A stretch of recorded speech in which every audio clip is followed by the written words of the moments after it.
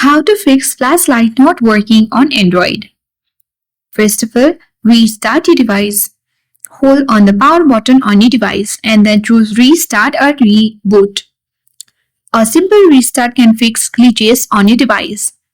The second step to follow is to check camera or flashlight app.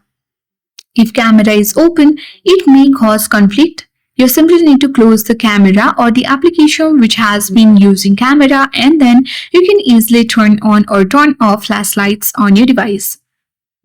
The third step you need to follow is to clear the camera app cache. Simply tap on whole camera application. Tap the I button to access the app info page of camera. Here select storage uses and clear cache as well as clear the data. After that, make sure that you have enabled all the apps permissions here.